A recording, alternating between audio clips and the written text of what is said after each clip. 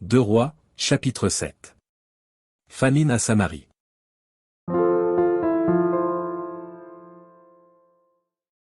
Élisée dit, écoutez la parole de l'Éternel. Ainsi parle l'Éternel, demain, à 7 heures, on aura une mesure de fleur de farine pour un cycle et 2 mesures d'orge pour un cycle, à la porte de Samarie. L'officier sur la main duquel s'appuyait le roi répondit à l'homme de Dieu, quand l'Éternel ferait des fenêtres au ciel, pareille chose arriverait-elle? Et Élisée dit, tu le verras de tes yeux, mais tu n'en mangeras point. Il y avait à l'entrée de la porte 4 lépreux, qui se dirent l'un à l'autre, quoi? Resterons-nous ici jusqu'à ce que nous mourions? Si nous songeons à entrer dans la ville, la famine est dans la ville, et nous y mourrons, et si nous restons ici, nous mourrons également. Allons nous jeter dans le camp des Syriens, s'ils nous laissent vivre, nous vivrons et s'ils nous font mourir, nous mourrons. Ils partirent donc au crépuscule, pour se rendre au camp des Syriens, et lorsqu'ils furent arrivés à l'entrée du camp des Syriens, voici, il n'y avait personne. Le Seigneur avait fait entendre dans le camp des Syriens un bruit de chars et un bruit de chevaux, le bruit d'une grande armée, et ils s'étaient dit l'un à l'autre, voici, le roi d'Israël a pris à sa solde contre nous les rois des Hétiens et les rois des Égyptiens pour venir nous attaquer. Et ils se levèrent et prirent la fuite au crépuscule, abandonnant leurs tentes, leurs chevaux et leurs ânes, le camp tel qu'il était, et ils s'enfuirent pour sauver leur vie. Les lépreux, étant arrivés à l'entrée du camp, pénétrèrent dans une tente, mangèrent et burent, et en emportèrent de l'argent, de l'or, et des vêtements, qu'ils allèrent cacher.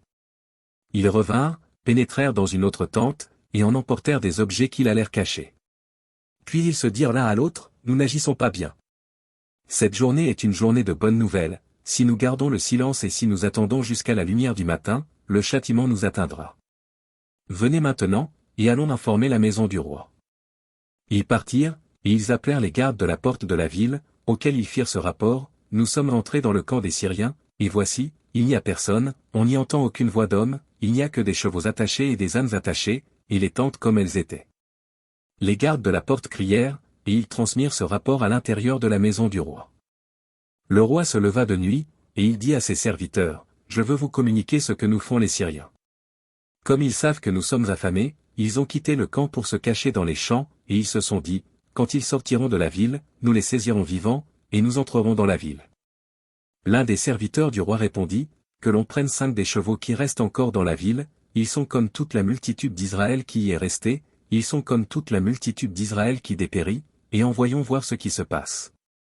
On prit 2 chars avec les chevaux, et le roi envoya des messagers sur les traces de l'armée des Syriens, en disant, allez et voyez.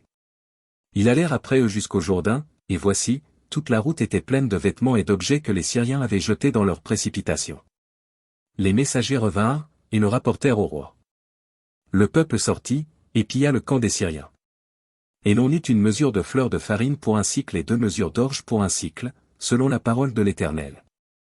Le roi avait remis la garde de la porte à l'officier sur la main duquel il s'appuyait, mais cet officier fut écrasé à la porte par le peuple et il mourut, selon la parole qu'avait prononcée l'homme de Dieu quand le roi était descendu vers lui. L'homme de Dieu avait dit alors au roi, on aura 2 mesures d'orge pour un cycle et une mesure de fleur de farine pour un cycle, demain, à 7 heures, à la porte de Samarie. Et l'officier avait répondu à l'homme de Dieu, quand l'Éternel ferait des fenêtres au ciel, pareille chose arriverait-elle? Et Élisée avait dit, tu le verras de tes yeux, mais tu n'en mangeras point. C'est en effet ce qui lui arriva, il fut écrasé à la porte par le peuple, et il mourut.